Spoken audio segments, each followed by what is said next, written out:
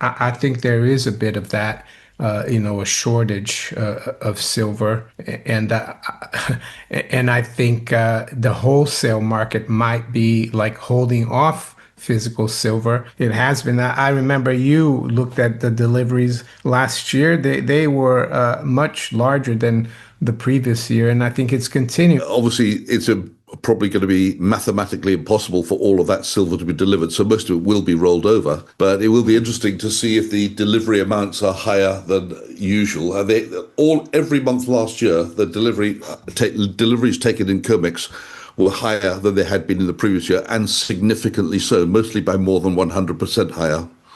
Silver market stress is becoming harder to ignore. Recent delivery patterns are sending a quiet but essential signal that physical availability is tightening beneath the surface. Innecco and Clive Thompson point to a key data trend. Comex silver deliveries last year were consistently and significantly higher than the year before. In many delivery months, physical take-up rose by more than 100% compared to prior averages, and that elevated pace has continued into the current year. While most futures contracts are still rolled forward, the sheer scale of delivery demand suggests it would be mathematically impossible for all claims to be settled with metal if even a fraction stood for delivery at once. At the same time, wholesale holders appear increasingly reluctant to release physical silver, choosing instead to delay or manage exposure through paper mechanisms. This combination of rising delivery pressure and cautious physical behavior reinforces the idea that silver shortages are structural, not short-term noise. Now, we present the clips from their interview. Before we continue to discuss this, please subscribe to our channel and activate the bell icon for timely updates. Thank you, and enjoy the video. I think there is a bit of that, a shortage of silver, and and I think the wholesale market might be like holding off physical silver. And there's an article here by David Jensen, who comes on the channel regularly, and this is from yesterday. He says, suddenly a COMEX silver delivery rush on limited vault inventory. So he says, I'll just read a little bit here, Clive. The thesis that this Substack has been building is that 2025 the delivery dysfunction and even days of trading dysfunction seen last year in the City of London's physical silver market, the world's largest, has revealed that London holds almost no physical silver relative to the billions of ounces of cash spot market contract claims for immediate silver bar ownership and delivery that have been sold and stand in the London silver market. So, and it says, as a consequence of this, of the diffusion of this knowledge, it would be expected to see startled owners selling those claims to London bullion bank operators, taking their USD and securing rapid physical delivery elsewhere. Due to the scale of the London problem, securing of silver in other markets would be expected to be akin to a quietly but quickly building rush. And he says on January 7, 2026, data from Comex, CME Comex market shows how this delivery rush for silver may be increasing, keeping in mind that in addition to New York, we are seeing price premium for silver delivery in other global markets, ex-London, indicating accelerating silver buying elsewhere. So here we go, January 7th. So holders of 1,624 January silver, which is not the front month. So here, so he says, he notes here on January 7th, holders of 1,624 January 2026 silver contracts, so 5,000 ounces per contract.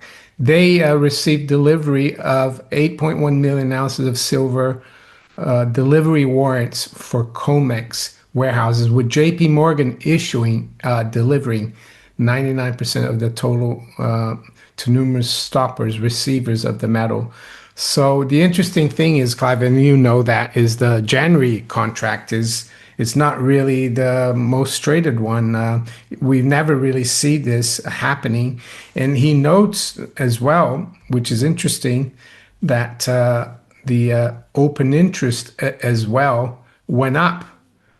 So it says here, what is interesting is that despite this contract delivery yesterday, the open interest for January increased by 1,431, ending the day with an open interest of 2,155. What that means is that someone went in there and bought probably another 1,431 or several people.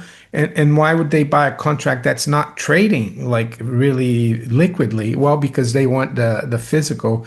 And I think this is really significant, Clive.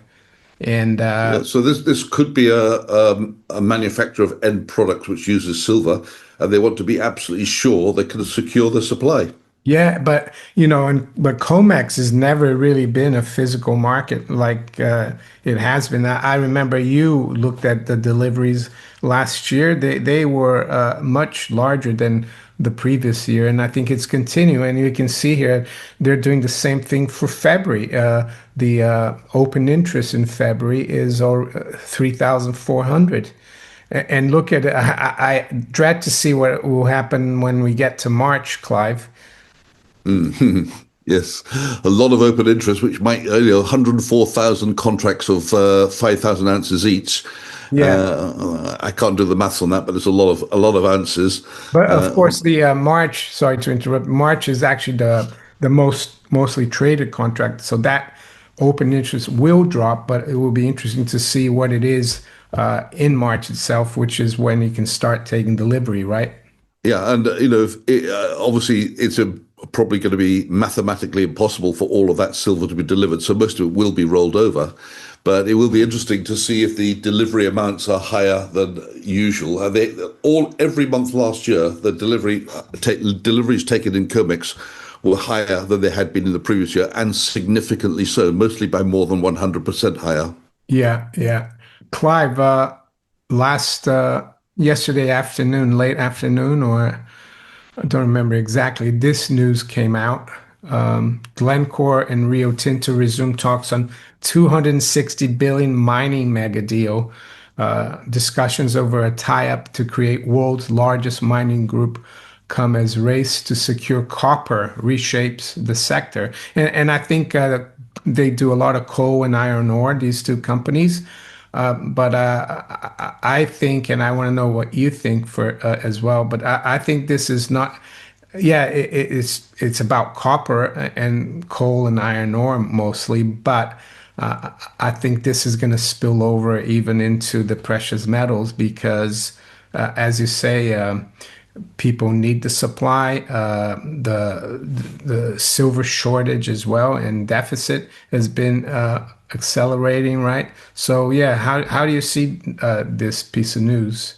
Well, I think it's related to the commodities sector in general, which brought, apart from the precious metals recently, has broadly speaking been in the doldrums.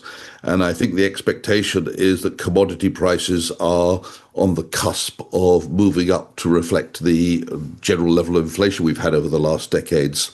So, the when you combine two very large companies, you get huge economies of scale in terms of you don't need two personnel departments, you don't need two accounting departments, you don't need two management teams and so forth. So I think they're gearing up to benefit their shareholders effectively from the higher commodity prices to come and from the efficiencies that they're going to need as demand increases.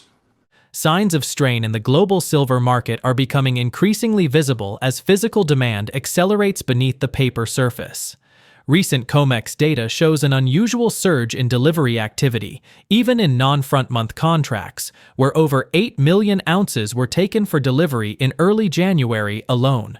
More telling is that open interest rose at the same time, indicating that fresh buyers stepped in to secure physical metal. This behavior suggests growing concern over availability, especially as evidence mounts that London's vault system holds only a fraction of the silver required to back outstanding claims. With delivery volumes running more than 100% higher than last year across multiple months, and industrial users seeking guaranteed supply, the market appears to be quietly tightening. As broader commodity consolidation and inflation pressures build, silver's structural deficit looks increasingly difficult to ignore. Let's get back to the interview. even at the present rates, the level of debt is unsustainable with the interest cost. So the aim of every government would be, and we see this being said by Mr. Trump, they need to get interest rates down. But the trouble is, they can only control the short end through the central bank. The central bank's lowering the short end, but at the long end, the market itself is deciding what the yield should be on the longer bonds, and governments do borrow long term as well as short term. So the only way we can get the long term yields down to an acceptable level for as far as the government's concerned is if the Federal Reserve agrees to play ball with the government by buying into those long-term treasuries, thus capping the rise in yields, or saving the government from having to pay higher interest rates when it borrows money. Yeah. Oh, and I think last week I noted that the Fed had done over 100 billion in QE since the end of December. But now the latest numbers came out yesterday, and uh, they've actually sold off some of their QE. So now they're back to, if you do 535 plus 40, you get around 573. So they actually did the 40 billion they said they were going to do. I'm not sure why they did so much here, towards the end of the year. We saw, yeah, maybe there was a problem in the banking sector and they had to help out. But now it's kind of calmed down. But we need to keep an eye. This is the Fed's balance sheet and how much assets they have. They're not gonna. They said, Clive, that after November they're not gonna do QT anymore. So I expect this to keep going up. Is that what you expect as well? I think it's inevitable. They have no choice but to play ball with the government, and that basically means if we look at the 30-year yield, it's now what 485, I think, in Yeah. the USA, and a couple of years ago it was at around 415, 425. So despite the short-term interest rates coming down, the long-term yields are going up. And there comes a point, and I don't know if it's 5%, but if it's 5%, we're nearly there, where something has to happen. And the obvious thing to happen would be for the Federal Reserve to do this QE, not QT, which is shrinking the balance sheet. QE is expanding the balance sheet by basically buying more of these bonds to keep the yields in check. And of course, as I said, when they buy bonds, the only place you can lay your hands on money to do it is to print it. Yeah, that's right. And what else is going on? Yeah, in terms of the stock market, of course, they were up last year, but in terms of gold and silver, everything was down. Do you think we are near some kind of event in the stock market, or do you continue to think that we could see continued melt up in the markets? If the markets expect the Fed always to come and step in, it's almost like having a put on the stock market, isn't it? Well, history shows that we're always, at every moment in history, close to a market meltdown. Most of those market meltdowns don't actually happen, but they're widely predicted. So the way I play the game is not to sort of say it's going to happen at this precise moment or this time. You know it's going to happen at some time, but that might be tomorrow or it might be 5 years from now.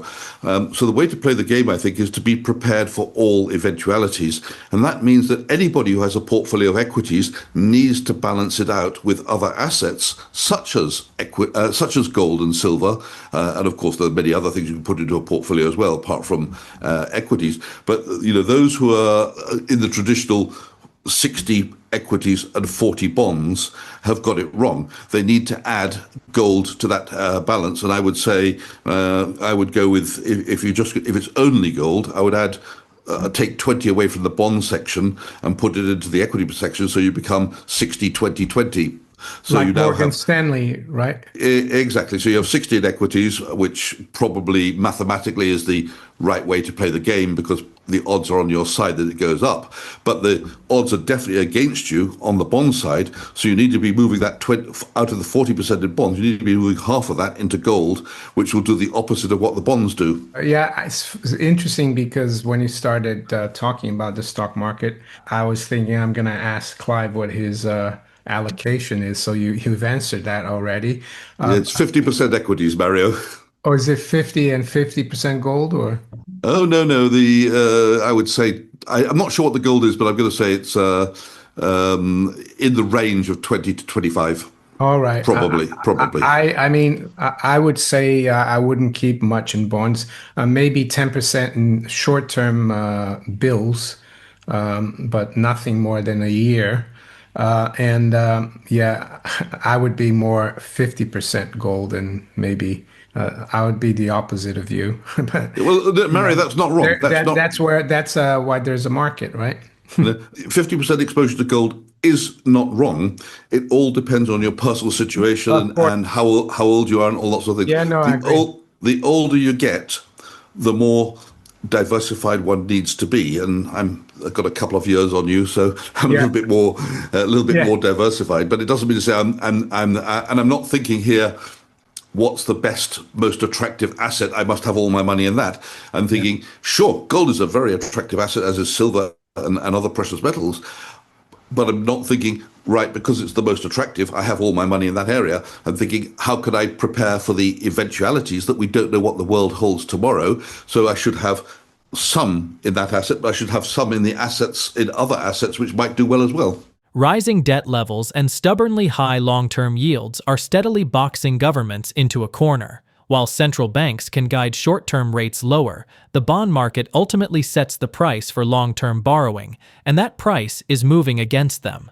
With 30-year U.S. yields pushing toward levels that strain fiscal sustainability, the pressure is building for renewed quantitative easing, not tightening. That means balance sheets expanding again and more currency creation to suppress yields. In this environment, traditional portfolios built around heavy bond exposure look increasingly vulnerable. Capital is being forced to rethink risk, resilience, and real protection. Gold and silver stand out not as speculative trades, but as strategic counterweights to monetary expansion and policy uncertainty. Positioning is no longer about timing a single event, but about preparing for outcomes that policymakers themselves can no longer entirely control. Share your thoughts on their analysis in the comment section below. If you find this video informative, please support and turn on notifications to stay informed about our latest videos. See you in the following video. Thanks for watching.